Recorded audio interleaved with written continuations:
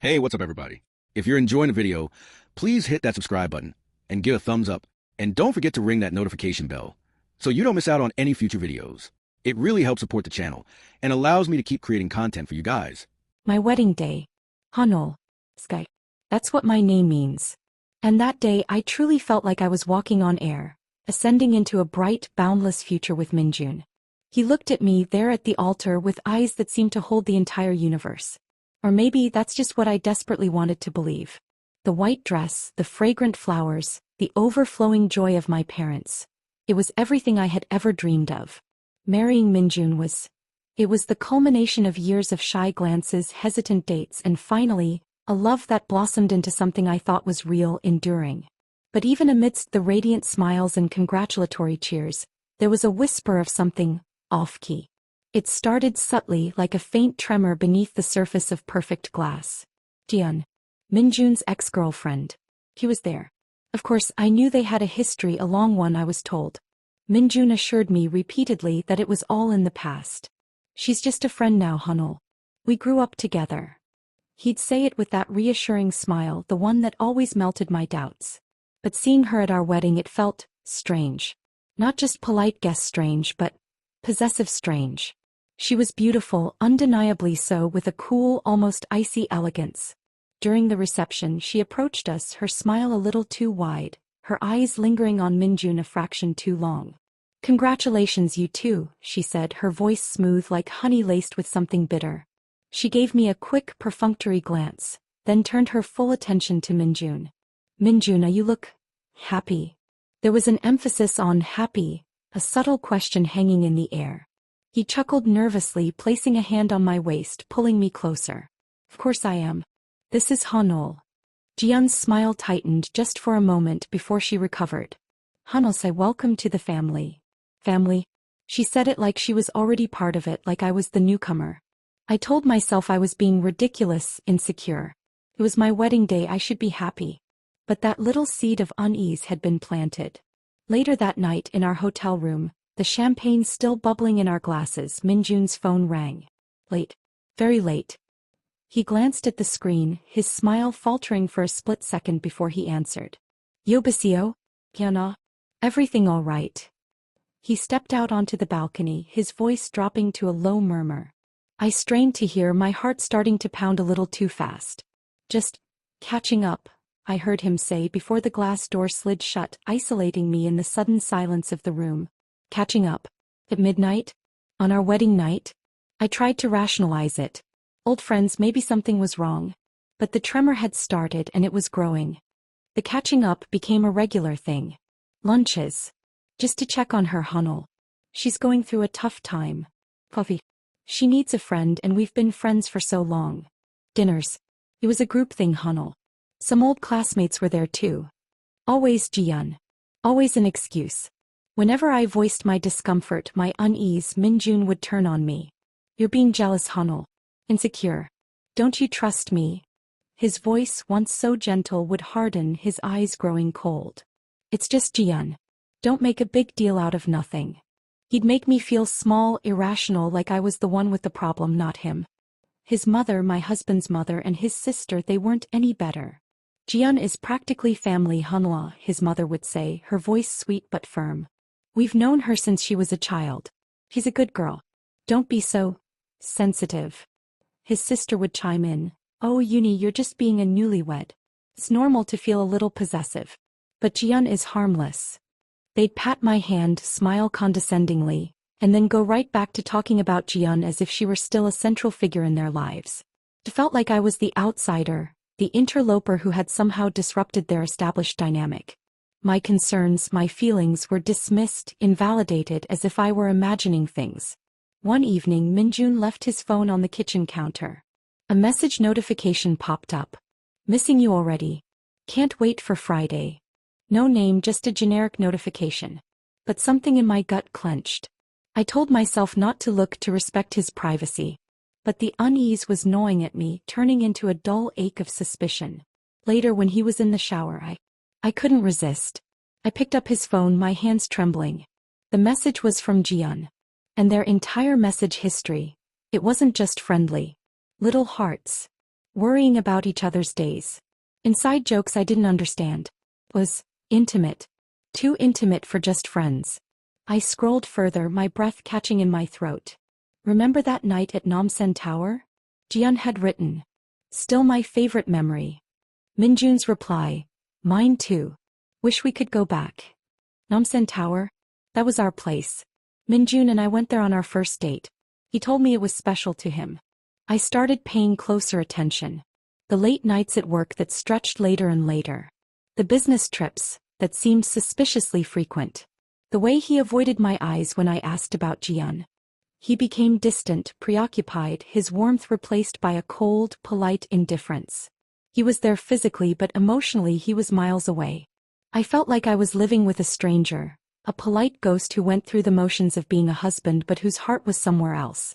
I felt suffocated, trapped in a gilded cage of my own making. My dream marriage was turning into a slow, agonizing nightmare. But the worst was yet to come. One afternoon, while cleaning his study, I stumbled upon a small locked drawer in his desk. Curiosity or maybe desperation drove me. I found the key hidden in a book, ironically, a book of love poems. Inside the drawer, nestled amongst old documents and forgotten trinkets, was another phone. An old, outdated phone. My hands shook as I turned it on. No password. It was like it was meant to be found. And what I found shattered everything. Messages. Hundreds of them. Between Min-joon and Jian. Not just friendly messages. Passionate, yearning messages. Secret rendezvous planned in hushed tones. Inside jokes, pet names, promises of a future together. Soon we'll be together properly, Min-joon wrote. Just a little longer. I have to play the game for now. Play the game? What game? Then I saw it. A series of messages from months before our wedding. Before he proposed. Before everything. I can't do this, Min-joon, Jian had written. Marrying her? Are you serious? What about us? His reply chilled me to the bone. Complicated. Family pressure. Business connections. But it's just a formality, Jian. Don't worry. Nothing will change between us. This is just temporary. I promise you I'll find a way out. We will be together. Just trust me. Temporary? Formality? My marriage, my life was just a temporary formality? A game he was playing? For whom? For what? Rage, hot and blinding, surged through me. Betrayal so deep and insidious, it felt like a physical wound. I waited for him to come home, the hidden phone clutched in my hand, my heart a furious drum against my ribs. When he walked through the door, smiling, oblivious, I couldn't contain myself. Who is she, Min-joon? I screamed, throwing the phone at his feet. Who is she to you? Am I just a game? He paled, his smile vanishing, replaced by a look of stunned horror. He stammered, denied, tried to lie, his usual smooth facade crumbling under the weight of his exposed deceit. But the messages were there, undeniable, screaming the truth. Finally, cornered, he confessed. Not everything, not the full depth of his treachery, but enough. Complicated, Ha-neul. Jian and I, we have a history. She needed me. It's not what you think. Not what I think? I laughed, a bitter, hysterical sound. You've been seeing her behind my back, lying to my face since before we were even married. And you tell me it's not what I think? Then his mother and sister walked in, drawn by the commotion. And instead of shock, instead of anger at Min-joon's betrayal, they looked at me with cold disapproval. What is going on here, Ha-neul? His mother demanded, her voice sharp. I showed them the phone, the messages, my voice trembling with rage and hurt. He's been seeing Jian. He's been lying to me. All this time. His sister scoffed. So what? It's just Jian. You're overreacting. Always so dramatic. His mother stepped closer, her eyes like ice. You're making a scene, Ha-neul. This is embarrassing. Then the words that truly broke me, the final devastating betrayal. We knew, Ha-neul, his mother said, her voice devoid of any sympathy. We knew about Jian. We always thought Min-joon should have been with her. But while you were suitable, practical, suitable, practical, like I was some kind of business arrangement, a convenient placeholder, my heart shattered into a million pieces. Years of hope, of dreams, of love, all reduced to ash in that single chilling confession. I was nothing but a pawn in their twisted game. I didn't say anything. The shock, the sheer magnitude of their cruelty had stolen my voice. I just stared at them, at Min-joon, at his mother and sister, their faces cold, unyielding. Then slowly, deliberately I turned and walked away. To our bedroom. To the closet. To my suitcase. I started packing, my hands moving mechanically, tears streaming down my face, silent, uncontrolled. Min-joon followed me, begging, pleading. Ha-neul, please. Don't do this. I'll stop seeing Ji-yeon. I promise. It was a mistake. Please give me another chance. His words were empty, hollow, meaningless. The trust was gone, shattered beyond repair. His mother and sister joined him, their tactics shifting from cold disapproval to manipulative guilt. Think of your parents, Ha-neul, his mother pleaded, her voice suddenly softer, deceptively kind. Think of the shame you'll bring on your family. Don't be impulsive. Think rationally. His sister added, you're being selfish, Uni. You're destroying everything over a small misunderstanding. Don't you care about Min-joon? About us? About the family? Family. Their family. Which had never included me. I closed my suitcase.